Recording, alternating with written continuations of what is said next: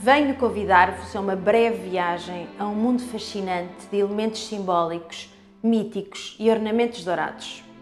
Convido-vos a visitar o mundo do pintor simbolista austríaco Gustav Klimt.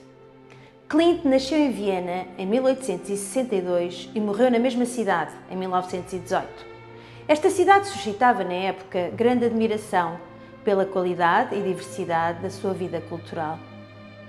Altamente contestado pelos poderosos da sua cidade, Klimt foi líder do movimento da Secessão e figura da modernidade vienense.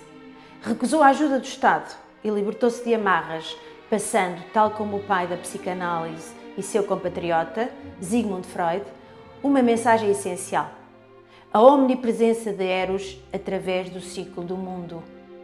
A obra de Gustav Klimt, hoje considerado o maior pintor de Viena, cria um mundo místico, reflexo da decadência de uma sociedade e do fim de um império, transportando, por outro lado, uma visão conciliadora e otimista, carregada de vida e de morte, de simbolismo e de revolta contra os tabus.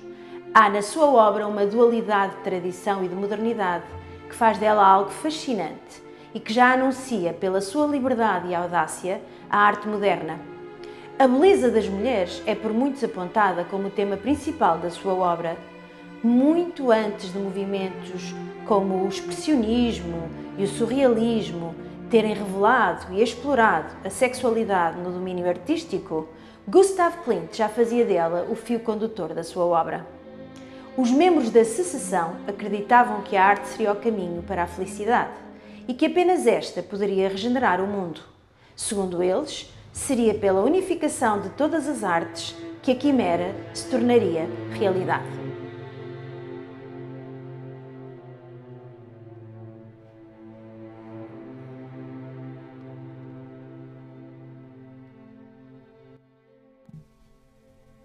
Em 1902, este grupo decidiu criar algo radical e unificar numa exposição todas as formas de arte, recuperando deste modo um ideal de totalidade da obra de arte que resumia a filosofia do movimento.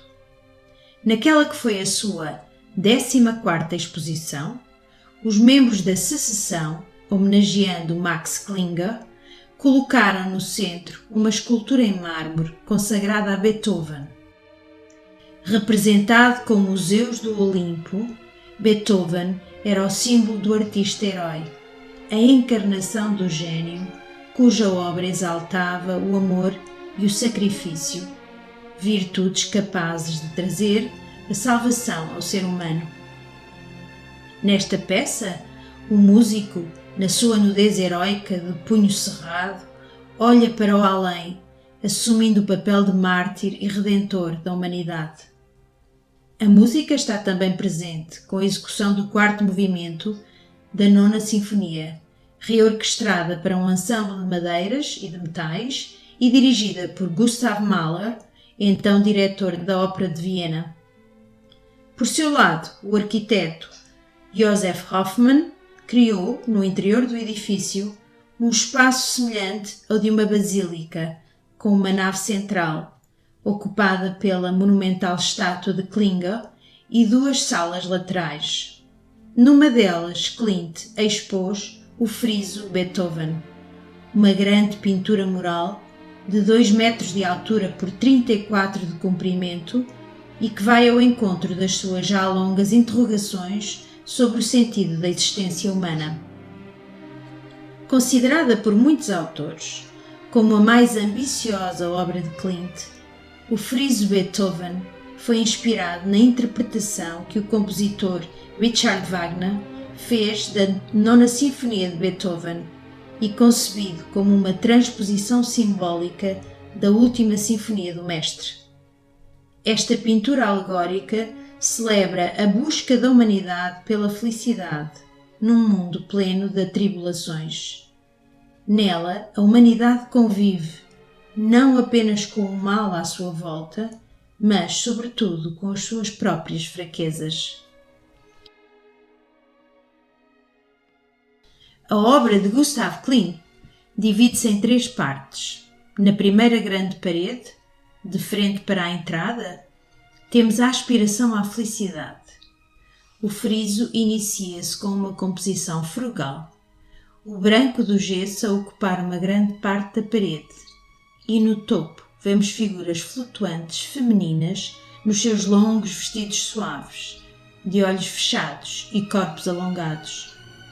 Estas primeiras figuras são acompanhadas por outras 3, cujos perfis se situam num plano inferior e em posição vertical. Todas estas personagens iniciais indiciam uma prece e remetem-nos desde logo para os anseios e padecimentos da humanidade que, na sua fraqueza, dirige uma oração, um fluxo energético à figura que se lhes segue, um homem forte, bem dotado pela natureza, para o incitar, sob o efeito da piedade e da ambição, a empenhar-se na luta pela felicidade. Há, neste homem, a busca de uma figura heroica e mítica, a busca de um Salvador. Na verdade, com a presença desta figura de herói, encontramos-nos perante o início de uma narrativa tripartida que principia com a necessidade de despertar a consciência humana, pondo em jogo a vontade, aqui simbolizada pelo homem forte. Atentemos agora, quer nos objetos que este homem exibe, quer nas figuras femininas que o envolvem, a ambição e a compaixão. A ambição, com a sua grinalda, e a compaixão, representam forças interiores que instigam o cavaleiro a avançar. Por outro lado, a sua armadura dourada, o capacete aos seus pés e a enorme espada na mão simbolizam as forças externas que o ajudarão a vencer o mal. Na parede central, mais pequena, a desordem, as forças inimigas, o monstro gigante Tifeu, que os próprios deuses combateram em vão, e as suas filhas, as 3 Górgones, simbolizando a luxúria e o impudor, a desmesura e a mágoa ardente. As vontades e os anseios humanos sobrevoam-nas. São as forças da escuridão e das tentações às quais o herói deverá resistir e contra as quais deverá lutar para salvar a humanidade. Trata-se do mais complexo e colorido dos painéis. Tifeu, o gigante, é a figura principal que aqui está representada sob a forma de um gigantesco macaco, simbolizando a depravação lasciva. O símio, com a boca aberta, deixa à vista a falta de alguns dentes. Os seus olhos brancos ocupam a parte superior da testa e miram o observador, com raiva. Possui asas colossais e gigantescas pernas, formadas por um amontoado de cobras que se estendem à sua esquerda. As 3 Górgones, monstros míticos da cultura grega, são 3 irmãs com cabeleiras de cobras, das quais Medusa é a mais famosa, que estão à direita de Tifeu. Embora letais, são pintadas de uma forma sedutora, pois à primeira vista parecem belas figuras com os seus corpos nus. Porém, um olhar mais agudo revela a maldade conotada com uma falsa ideia do que é belo. Os seus olhos enviesados denotam crueldade, assim como as serpentes douradas deslizando sobre os seus cabelos negros e longos. Acima das 3 Górgones, vemos mais 3 figuras perturbadoras, a doença, a loucura e a morte, igualmente representadas por mulheres e que, por sua vez, têm por trás figuras mascaradas.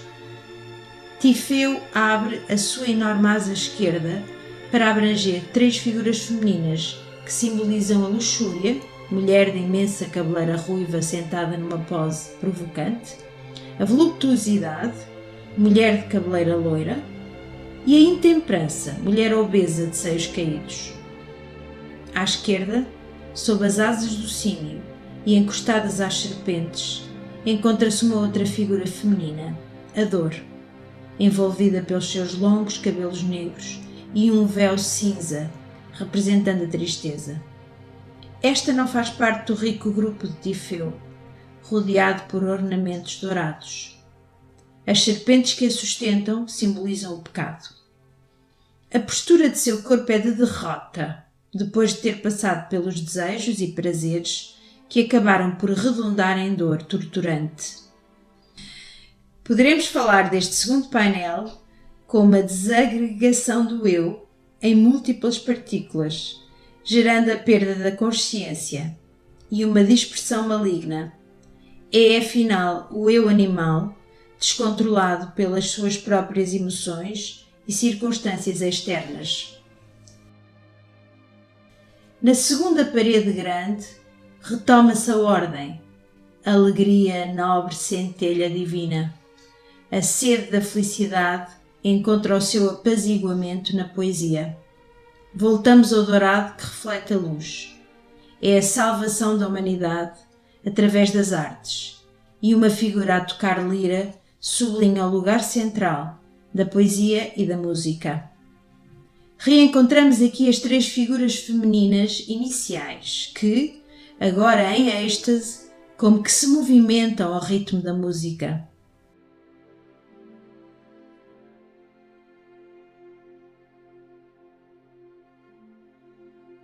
De seguida, há um coro dos anjos do paraíso e, finalmente, um beijo a toda a humanidade, remetendo-nos para um estado de fusão com o cosmos e, portanto, para o chamado sentimento oceânico, termo cunhado pelo escritor francês Romain Rolland e desenvolvido por Sigmund Freud, que nos recorda essa breve abolição das fronteiras do eu com o mundo exterior, pelo estado amoroso.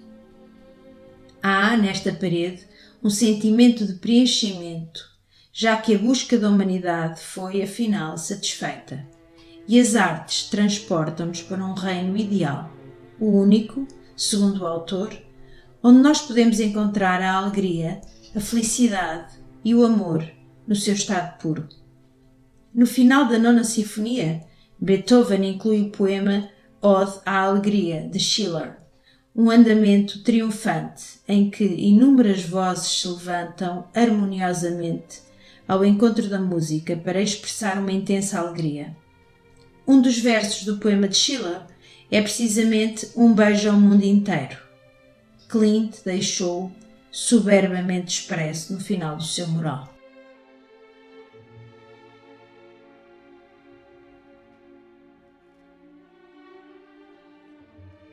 O friso Beethoven de Klimt ilustra o desejo humano de felicidade no mundo sofrido e tempestuoso em que se debate, não só com as forças do mal externo, mas também com as fraquezas internas. A jornada termina na descoberta da alegria através das artes e o contentamento é representado no estreito abraço de um beijo. Rodeado por elementos da natureza, como o sol, a lua e a água. Esta é uma obra que expõe o anseio humano psicológico que, numa busca constante, irá, num crescimento gradual, em crescendo, como a própria Sinfonia de Beethoven, atingir, integrando a natureza, a beleza das artes e o amor, a totalidade. A possibilidade da humanidade de viver harmonicamente e em liberdade, fruto de uma consciência desperta. Podemos, desde logo, falar da estética como força transformadora da consciência, mas muitas outras linguagens se cruzam nesta obra de Klimt. Nela, podemos igualmente encontrar conceitos filosóficos como o mito de Eros em Plotino, a explicar o amor como impulso criativo e o caminho da própria alma que, olhando para o bem, é possuída pelo amor celeste.